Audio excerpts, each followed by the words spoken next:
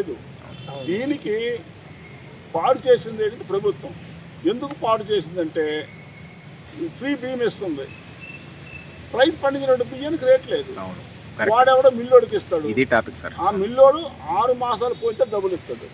అది ఎంతో ఇస్తాడు, ఎంత కూడా తెలియదు, తావులు టికాన్ లేదు. రైతు మరి ఏటవుతాడు? ఇది ఒకటి. నెక్స్ట్, ప్రజలకు బియ్యం అవసరం లేదు, ఎందుకంటే ఉచిత బియ్యం వచ్చేస్తున్నాయి కాబట్టి వాడు పొలంకి రాడు, వీళ్ళ పల్లెటూరు పని చేయట్లేదు, లేజీ అయిపోయారు. అందుకే మహాత్మా గాంధీ గారు చెప్పారు, ఉచితంగా ఏటి ఇవ్వకూడదు, పేషెంట్కి మందు కూడా ఉచితంగా ఇవ్వద్దు అంటారు. బాధ్యత పాడుపట్టుకుంటాడు. ఇప్పుడు బాధ్యత రాహిత్యం, అది బాధ్యత ఉంటేనే సమాజం. ఇప్పుడు కొన్ని జవాబుదారితనంగా చిన్న చిన్న దేశాలు ఉన్నాయి, వాళ్ళు హాయిగా జీవించేస్తున్నారు. ఎలా చేస్తున్నారు? ఎవరి పని అటు చేసుకుంటారు.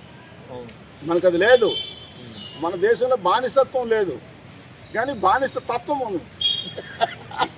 బానిసత్వానికి ఏంటి సార్ తేడా? మాకు తెలియదు సార్. బానిసలు అంటే ఒరిజినల్గా బానిసలు ఉంటారు, అంటే మనం కింద పని చేయటం, కూలి వాడు పెట్టుకున్నట్టు బానిసలు ఉంటారు.